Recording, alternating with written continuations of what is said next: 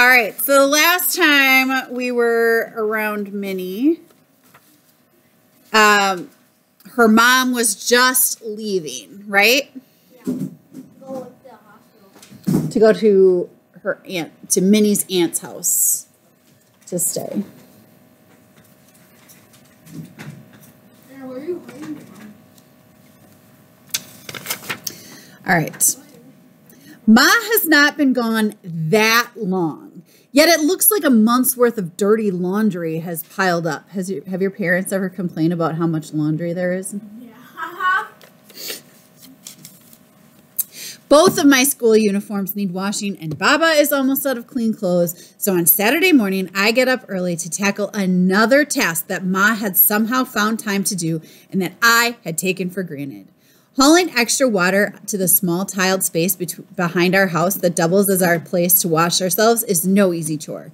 I remember seeing Ma beat our clothes and bedding against a washing stone to get them clean, so I mimic her. I'm soaking wet but still sweating by the time I hang the clothes on the line to dry. When Baba comes home and sees the laundry drying in the breeze, he pats me on the head and smiles. I'm trying to study, and Baba's resting when his phone rings. Without a word, he hands it to me. Minnie meow, I hear Sanjay say. Can you hear me? How did he know I needed to speak to him? I've missed him so much that I've been wearing his t-shirt to sleep, but I don't tell him that. Instead, I say, I'm here, but not if you call me Minnie Meow. He laughs, and it feels good to squabble over my silly name, to remember a time when that felt important. I climbed up onto the roof all by myself, I brag. He sputters. No, you hate that creaky ladder. How did you become so adventurous? Who knows, I tease him. Maybe I'll start jumping from house to house like you and Amit. Minnie, I said you're adventurous, not foolish, he says. Remember what happened to Amit? I was just joking, I say. But Sanjay is not kidding when he says, remember, trouble can take a minute to get into and a lifetime to get out of. Now you sound just like Baba, Sanjay, I say. And then I ask, hopefully not a lifetime, just a few months? Don't hold your breath, Minnie. I think I'm here for a while. Well then, at least you like it there. I do, Sanjay said. If it weren't for missing you all, it'd be perfect. And Aunt Amit, how's he doing? Not surprisingly, it turns out our Amit's a city boy. There's not much wheeling and dealing for him to do on the farm, and he misses the kids he rapped with. I stopped to listen to them a few days ago, I say. They definitely need his skills. No one makes rhymes like Amit. That's for sure. He's trying to get a group together here. It's funny listening to them learning to keep the beat. But anyway, he really can't wait to get back to the neighborhood. Amit says he never wants to live anywhere else, even when he's a star. I'll be sure to remind him of that when he is a star, I say. At the end of school, I hurry to the bathroom and change out of my uniform skirt and blouse into a simple dress Ma made. On any other day, Faiza and I would walk home giggling. Today, we hug goodbye instead, and I wonder if I'm saying goodbye not just to our routine, but to my whole childhood. Today, I will take the bus to Ma's job, which for the next month is my job. Faiza will walk home alone, or she might make new friends who have healthy mothers at home. Seeing my gloomy face, Faiza hugs me again and whispers, you'll be fine. I walk toward the bus stop, clutching the fare in my sweaty hands. The bus stops with a noisy grinding, whooshing sound, and I get in. Then I see Faiza racing toward the bus, yelling, wait for me!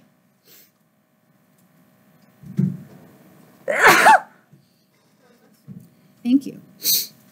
The bus driver shakes his head, but waits. Faiza pays a small fare and clambers on. She sits by me. What are you doing? I ask. Why are you riding the bus? To be there for you, says Faiza. If it weren't for you lecturing me, making me do homework, and sharing your notes, I wouldn't be in 7th grade. I would have left school last year.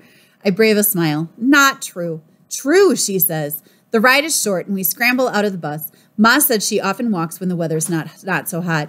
We cross the street and head toward one of the high-rise buildings I've seen looming behind our neighborhood every day of my life. Across from the building is a beautiful flame tree with its branches reaching out. Faiza and I stand under it and look at the building with its gleaming paint and wrap-around balconies. Ma thought I could manage her job, and I cling to her belief in me. I suppose it'll be interesting to see the inside, I say to Faiza. Maybe it'll be an adventure. She nods. Yes, you never know.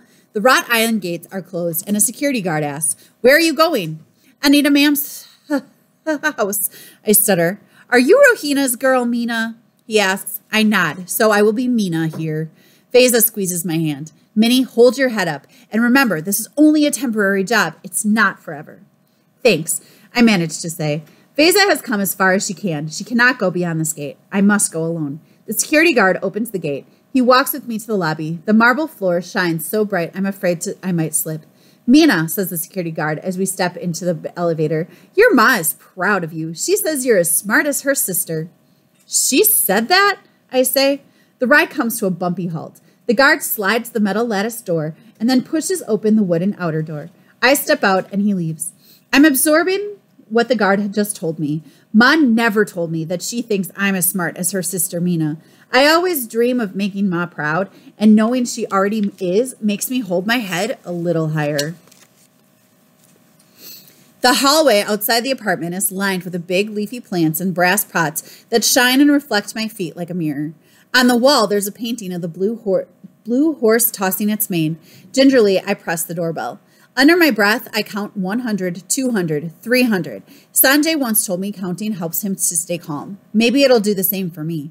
A lady wearing jeans and a loose blue tunic opens the door. She smiles. You must be Rohina's daughter. Mina, come on in. I nod. This is Anita ma'am, the woman I have heard about for years, the woman who paid my school fee and whose generosity my family depends on. Finally, I meet her. I hope she realizes that this is my first job and is kind. I step into a new world. It looks like something from the movies. The marble floor sparkles beneath soft carpets. The furniture is cream-colored and looks unlived in. Shiny, jewel-colored pillows are arranged perfectly on the sofas. The coffee table in the center has a collection of silver bells and big books. Huge windows look out onto the city, and an ornate swing with brass chains hangs in front of one of them. I'd feel like a queen surveying her kingdom if I was ever lucky enough to sit in it. Anita ma'am is saying something to me, so I need to stop gawking. She wants me to follow her into the kitchen. But it turns out the kitchen is full of stuff to gawk at. There's the biggest, cleanest sink I've ever seen, with its own sparkling tap. Attached to it is a water filter like the ones I've seen in TV ads that promise to give you the cleanest, most refreshing water on earth. I can't wait to drink a glass and taste it. Anita ma'am shows me the areas of the apartment that I will be responsible for cleaning and points to the closet in the hallway with cleaning supplies. We pass a closed door as we walk down the hall, and Anita ma'am says, "You will not go in there. That's my mother-in-law's room. Perhaps you will meet her tomorrow." She rolls her eyes as she says this, and I don't understand why, but I remember Ma's instructions to not ask questions unless necessary. Then she tells me she wants me to start by cleaning the bathroom in her daughter's room. I'm eager to see Pinky, the one who sent us the perfect mango and her curly hair that Ma combed. The one who Ma said is sweet. I hope so. Pinky is lying on a pink rose patterned bedspread on a big platform bed. She looks like a princess in a fairy tale. I can't help staring at her wall of filled bookshelves. Has she read all these books? Then I see a desk in the corner of the room, and it holds Pinky's very own computer. I'd like to reach out and touch everything. For a moment, a pang of jealousy stabs me. Does Pinky realize how lucky she is? Pinky, this is Rohini's daughter, Mina, Anita ma'am says. Pinky and I smile at each other. Anita ma'am leads me into the bathroom that's attached to Pinky's bedroom, and I stare at it in wonder. In my neighborhood, 30 families share a bathroom at the end of our lane that has 7 stalls. And for a bath or shower, most of us use a bucket of water. Pinky has her very own tub. She can close her own door and bathe in it in privacy. Imagine. When you're done, come and find me, Anita ma'am says, and then leaves. Once she's gone, Pinky leaps off the bed and joins me. Mina, how old are you? I'm 12. Me too, says Pinky. Her curly dark hair is held back by a white headband and bounces around her face. I stand in the doorway to the bathroom and look at the shiny marble floors and counters. I'm not sure what I need to clean since it looks cleaner than any bathroom I've ever seen. Sometimes our neighborhood toilet makes me gag. Pinky follows me into the bathroom. I'm bored, she tells me. Let me help you. I have a feeling she's not supposed to do that, and I don't want to get in trouble. But when I object, she says, "Don't worry, Mom won't know, but I can just keep you company if you prefer." Pinky watches as I sprinkle some cleaning powder and start to scrub. How long am I supposed to take? Ma gave me instructions for everything, and I wish I'd listened more carefully. You need to wet it first, says Pinky. I've watched Rohina do it. Why does Pinky call Ma by her name as if she is her equal? I'd never call someone my mother's age by her name. I'd always call them auntie or ma'am. I look around the bathroom. There is no bucket filled with water. Then Pinky turns on the tap, and to my astonishment, water gushes out. It flows freely in the middle of the day like it's magic. The rich really do live in a different world. I hear Anita Ma'am calling Pinky, and she runs off. On my own, I stand at one end of the bathroom, and I walk across the other end with deliberate steps, like a girl on a tightrope. I count my steps. 1, 2, 3, 4, 5, 6, 7, 8, 9, 10. Pinky's bathroom is as big as our house.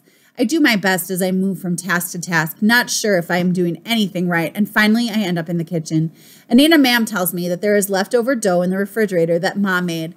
It will be enough for 6 rotis. It's usually just me, my mother-in-law, and my daughter. My husband works most evenings. She hovers over me as I prepare to make the rotis, which makes my hands turn clumsy. But when I begin to knead the dough, the movement calms my shaking hands. Ma made this dough. The thought comforts me. It feels like she's with me, helping me. I make 6 balls and start to roll one. It sticks in the round wooden board. I forgot to flour the board. I scrape up the dough and restart after pouring out the flour. But my second attempt is not much better. The roti looked like the map of India, so I start yet again. Anita Ma'am shakes her head and leaves the room. On her way out, she mumbles, Rohini said she taught you to make rotis. I feel my heart thumping. I cannot make a liar out of my ma. I have to do better, or I'll lose this job on the first day. I take several deep breaths. Minnie, I hear Sanjay saying, you can do anything you set your mind on. On my third try, I roll a circle. I cook it. My rotis are not as soft as Ma's, but they're okay. I'm sweating by the time I am done, and as if the task required me to move a mountain. That night, I think about Pinky's beautiful bathroom as I wash up before bed. I write in my journal. Water flows through the taps in Pinky's bathroom. The tap doesn't need a marigold garland wrapped around it. Money, not prayers, makes the water flow.